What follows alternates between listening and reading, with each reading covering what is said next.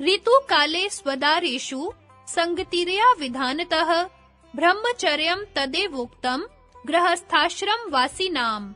अर्थात ऋतु काल में अपनी धर्म पत्नी से विधि युक्त अर्थात शास्त्रानुसार केवल संतान उत्पत्ति के लिए समागम करने वाला पुरुष गृहस्थ आश्रम में रहते हुए भी ब्रह्मचारी ही है।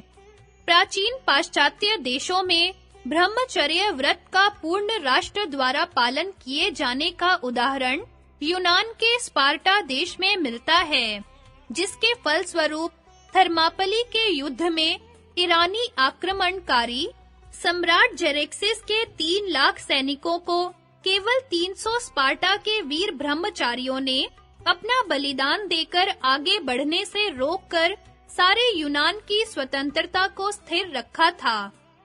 अपरिग्रह इस व्रत का यथार्थ रूप से पालन न होने के कारण ही धन संपत्ति आदि का ठीक-ठीक विभाग नहीं है। किसी के पास सैकड़ों मकान खाली पड़े हुए हैं, किसी के पास रात में सोने के लिए एक छोटी सी झोपड़ी भी नहीं है, किसी के पास खत्तियों अनाज भरा हुआ है और कोई भूखा मर रहा है, इत्यादि इत्यादि।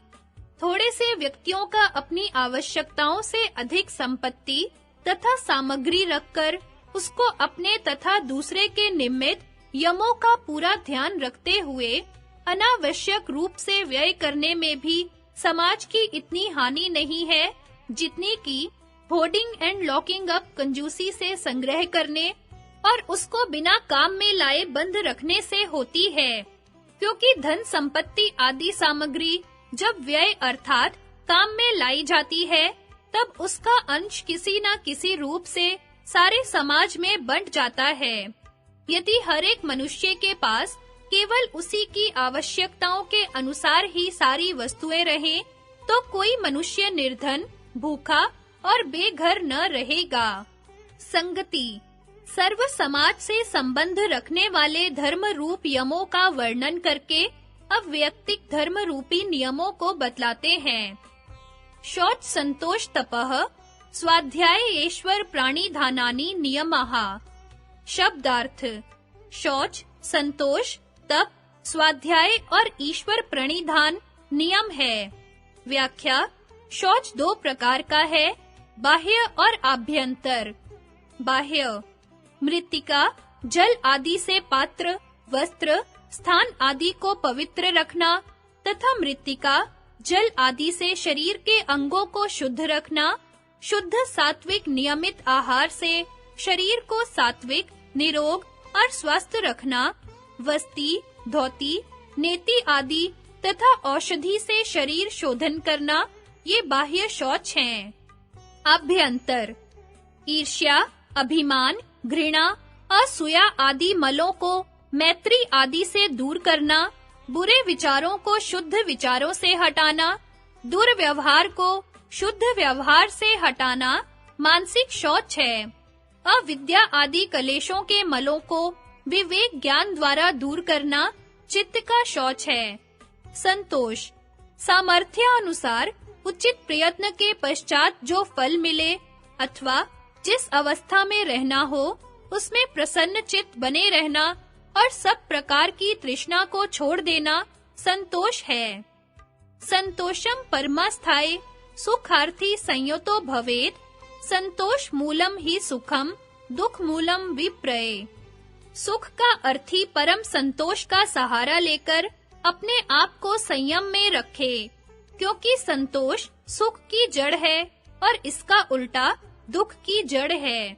यहाँ यह बतला देना आवश्यक है कि सत्व के प्रकाश में चित्त की प्रसन्नता का नाम संतोष है, न कि तम के अंधकार में चित्त का आलस्य तथा प्रमाद रूपी आवरण, जिसको सांख्य में तुष्टि कहा है। आध्यात्मिकास्तस्त्रः प्रकृत्यो उपादान काल भाग्याख्याः बाह्य विषयो परमात् पंचनव तुष्ट्यो अभिमताः। तुष्टियां 9 मानी गई हैं, 4 आध्यात्मिक हैं, जिनके नाम प्रकृति, उपादान, काल और भाग्य है, और 5 बाह्य हैं, जो विषयों में उपरामता से होती हैं। 4 आध्यात्मिक तुष्टियां। पहली, इस भरोसे पर कि प्रकृति स्वयं पुरुष के भोग अपवर्ग के लिए काम कर रही है, आत्म साक्षात के लिए धारणा, ध्यान और समाधि का अभ्यास न करना प्रकृति तुष्टि है। दूसरा, इस भरोसे पर कि संन्यास के ग्रहण से स्वयं अपवर्ग प्राप्त हो जाएगा, यत्न करने की आवश्यकता नहीं, उपादान तुष्टि है। तीसरा, इस विचार से कि सब काम काल अधीन है, समय आने पर अपवर्ग स्वयं प्राप्त हो जाएगा, यत्न न करना काल तुष्टि है। चौथा, जब भाग्य में होगा स्वयं मुक्ति प्राप्त हो जाएगी, इस भरोसे पर यत्न न करना भाग्य तुष्टि है। पहला, बाह्य तुष्टि। मोक्ष के बाह्य साधनों में इस भय से प्रमाद और आलस्य करना कि शब्द, स्पर्श, रूप, रस, गंध इन 5 विषयों में 5 प्रकार के दुख होते हैं, अर्थात इनके प्राप्त करने में दुख, रक्षा में दुख, भोग में दुख और दूसरे की हिंसा का दुख। यहाँ तुष्टियों का वर्णन इस उद्देश्य से दिया है कि कोई अभ्यासी जन अविवेक के कारण कहीं तुष्टि को ही संतोष न समझ बैठे। दूसरा, तप। जिस प्रकार अश्व विद्या का कुशल सारथी चंचल घोड़ों को साधता है, इसी प्रकार शरीर, प्राण, इंद्रियों और मन को उचित रीति और अभ्यास से वशीकार करने को तप कहते हैं, जिससे सर्दी गर्मी, भूख प्यास, सुख दुख, हर्ष शोक, मान अपमान आदि सर्व द्वंद अवस्था में बिना विक्षेप के योग मार्ग में प्रवृत्त रहे। शरीर में व्याधि तथा पीड़ा, इंद्रियों में विकार और चित्त में अप्रसन्नता उत्पन्न करने वाला तामसी तप योग मार्ग में निंदित तथा वर्जित है। स्वाध्याय। वेद, उपनिषद आदि और अध्यात्म संबंधी विवेक ज्ञान उत्पन्न करने वाले योग और सांख्य के सत शास्त्रों का नियम पूर्वक अध्ययन और ओंकार सहित गायत्री आदि मंत्रों का जप स्वाध्याय है। चौथा, ईश्वर प्रणिधान। ईश्वर की भक्ति विशेष अर्थात फल सहित सर्व कर्मों को उसके समर्पण करना ईश्वर प्रणिधान है।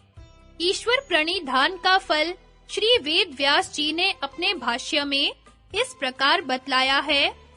शय्या सनस्तो अथ पथि व्रजन्वा स्वस्थः परीक्षीण वितर्क जालः संसार बीज क्षय मीक्ष्माणः स्या नित्य युक्तो अमृत भोग भागी। जो योगी शय्या तथा आसन पर बैठा हुआ या मार्ग में चलता हुआ या एकांत में स्थित हुआ हिंसा आदि वितर्क रूप जाल को नष्ट किए हुए ईश्वर प्रणिधान करता है, वह संसार के बीज अविद्या आदि कलेशों के क्षय का अनुभव करता हुआ नित्य परमात्मा में युक्त हुआ अमृत के भोग का भागी होता है, अर्थात जीवन मुक्त के सुख को प्राप्त होता है। यथा ब्रह्मचर्यम हिंसा च सत्य अस्तेय परिग्रहान सेवेत योगी निष्कामो योग्यताम मनसोनयन स्वाध्याय शोच संतोष तपासी नियतात्मवान कुर्वीत ब्रह्माणि तथा परस्मिन् प्रवणम मनः। ब्रह्मचर्य, अहिंसा, सत्य और अपरिग्रह का सेवन करे। जितेंद्रिय शुद्ध मन योगी स्वाध्याय, शौच, संतोष, तप इनका पर ब्रह्म में अर्पण करे। शुद्ध, निर्विकार, निरोग और स्वस्थ शरीर के बिना योग साधना कठिन है, इसलिए शरीर शोधन तथा शरीर के विकार और रोग निवृत्ति के 4 साधन बतला देना उचित प्रतीत होता है।